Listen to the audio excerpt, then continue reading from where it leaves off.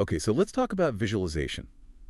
What if this concept, the one everyone talks about, actually has uh, deeper scientific roots and, well, more practical power than you might think? Mm.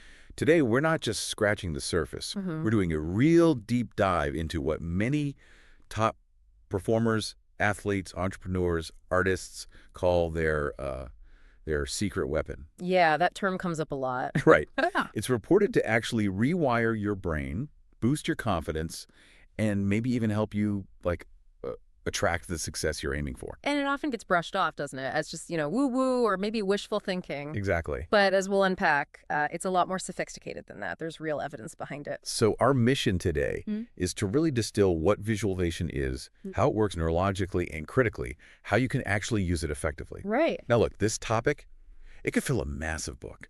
Seriously, the source material we looked at could easily be 90,000 words. Actually, it's a huge field. But our goal here is to, cut through all that noise, give you the most crucial insights so you can start applying this thing pretty much right away. And that application is key because understanding why it works, I think, that's fundamental before you get into the how. Good point. It shifts it from being this vague idea to a tangible skill you can develop. Okay, that makes sense. So when we close our eyes and vividly imagine something, what's really going on up there Sure. in the brain? What's the science getting past that woo-woo label? Well, one of the most compelling areas is mirror neurons and this concept of mental rehearsal. Mirror neurons, okay. Yeah. When you visualize doing something, say swinging a golf club or giving a presentation, your brain activates the exact same neural pathways as if you were physically doing it. Wait, the exact same. In the very same ones. Your brain is essentially practicing the movement or the action just through visualization. And studies show this isn't just theory, mental practice alone. It can improve physical performance by up to 35%. Wow, 35% without moving a muscle. Pretty much. It's why injured athletes can maintain, even improve skills by visualizing. It's used in rehab too, like helping stroke patients regain motor functions by visualizing movements. That's actually profound. So our brains can kind of blur the line between imagining something and doing it. In a very real neurological sense, yes. Okay, so what does that mean for us day to day? Mm-hmm. And does this brain activity, like the mirror neurons, does that connect to how we then, I don't know, notice things in our world? Maybe through that reticular activating system. Absolutely, yeah, great connection. The reticular activating system, the RAS, is basically your brain's filter. Right, the filter. It decides what gets your attention out of the millions of bits of information bombarding you. So when you vividly, consistently visualize a specific goal, let's say, you want a specific type of career opportunity, Mm-hmm. your RAS starts filtering your environment to notice cues related to that goal, things you might have completely missed before. So it's like tuning a radio. Exactly. It's not magic, it's selective attention. Your brain becomes hyper-aware of relevant information and opportunities. People often call this luck, but really it's your internal filter being consciously directed. Okay, so it's about programming our internal GPS, essentially. Yeah. Does that also mean, though, if we're not clear, or maybe if we're focused on negative stuff? Then the RAS can filter for that too, precisely. If you're constantly focused on what you don't want or on vague fears, your RAS can inadvertently highlight things that confirm those anxieties. Oof, okay, so clarity is vital then. It's absolutely crucial. And we see this power in action at the highest levels. Michael Phelps, the swimmer. Yeah, legendary. He famously visualized every single race, every detail for years. Navy SEALs use it intensely to stay calm and focused under extreme life or death pressure. It really makes you pause and think, doesn't it? Yeah. If this is working for Olympic champions, for elite military units, people operating at peak human performance, Then why wouldn't it work for you, right? Yeah. In your own goals, whatever they might be. exactly. Why not us? Which brings up the important question. What are they doing that makes it work so well?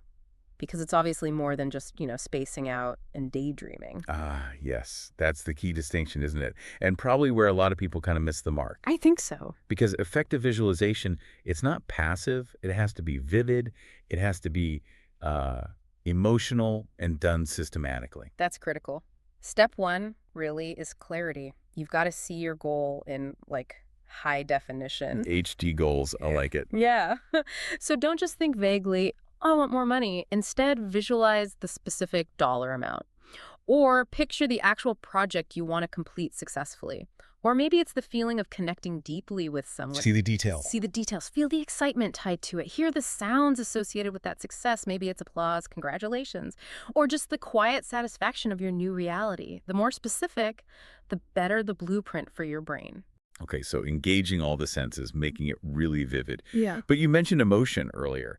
It's not just seeing it. We have to feel it too. That sounds like the next big piece. It absolutely is. Step 2, emotion. Our brains are fundamentally wired to remember and respond to emotions. Hmm. If you visualize something but feel bored or detached while doing it, the impact is minimal. You need to genuinely attach a powerful, positive feeling. Like what? Joy, gratitude, excitement, pride, relief. Whatever feels authentic to achieving that goal. When you immerse yourself in that feeling during the visualization, that's when your subconscious mind really grabs onto it. It becomes much more potent. Feel it like it's already happened. That's the idea. And finally, like any skill, you need repetition. Step 3. Right. You can't just do it once. Exactly. You wouldn't go to the gym once and expect to be fit, would you? Consistency trains the brain. Dedicate maybe 5 or 10 minutes each day. Morning or night often works well for people. Like mental push-ups. Kind of. This regular practice builds and reinforces those neural pathways we talked about, making the visualization stronger and more automatic over time. Okay, clarity, emotion, repetition. It sounds incredibly powerful. It really can be. But like any tool, it's possible to misuse it or, well, just not get results. What are some common ways people stumble with this? Yeah, the pitfalls. I think the biggest one probably is passive dreaming without action. Ah, yes. The armchair visualization. Totally. Visualizing your ideal future is a great internal catalyst, but if you don't actually do anything differently in the real world, if you don't take steps toward that goal, Then it's just it's basically like having a really nice screensaver in your mind. Looks good, achieves nothing, you need the action piece. crucial distinction. Internal work plus external action. Okay, what else? What about that little voice inside? Oh, that one. The nagging internal critic. Yeah. That's mistake number 2. Letting doubt and negative self-talk creep in. That can really sabotage things, can't it? Hugely. If deep down you're thinking, this is silly, or this won't work for me, or I don't deserve this, your brain, kind of surprisingly, works to make that true. It seeks consistency. Exactly. It wants your internal beliefs and external reality to match up. So if your core belief is doubt, it'll filter out opportunities or make you second-guess your actions. You have to actively work on maintaining a state of belief, or at least openness, during the process, believing in the possibility. Cultivating that belief. Got it. And the last common mistake, does it tie back to what we said earlier? I think it does. It's mistake number 3, skipping the details. Back to clarity. Right back to clarity. Vague goals just lead to vague, fuzzy results. Yeah. If you visualize success, what does that actually look like? Smell like? Sound like? Feel like? Is it a corner office? Financial freedom? A specific relationship? Exactly. You need to engage the senses again. See the colors, notice the smells, hear the specific sounds, feel the textures associated with your goal being achieved. The more specific and sensory rich, the more real it feels to your brain. Making it tangible in your mind. That's the key. This is all about applying the power you genuinely hold inside you. So maybe let's just take a moment right now. Let's guide you, the listener, through the elements of a good visualization. Don't worry, if you can't close your eyes, just use your mind's eye for a second. I want you to imagine yourself, say, 1 year from today. And you've done it. You've achieved your single biggest, most important goal right now. Just step into that scene. Really picture it. Where are you? What does it look like? Maybe a new office, a different home, standing on a stage, or just walking somewhere peacefully you always wanted to visit. Who's with you? Are you celebrating with family, colleagues, clients? Or maybe enjoying some quiet satisfaction alone? And most importantly, how do you feel? Tap into that genuine feeling. Is it accomplishment, deep pride, immense gratitude, pure, unadulterated joy? Let yourself feel that emotion fully. See it, hear it, feel it, believe it for this moment. That is where the real power comes from. Internalizing that feeling, that state of being.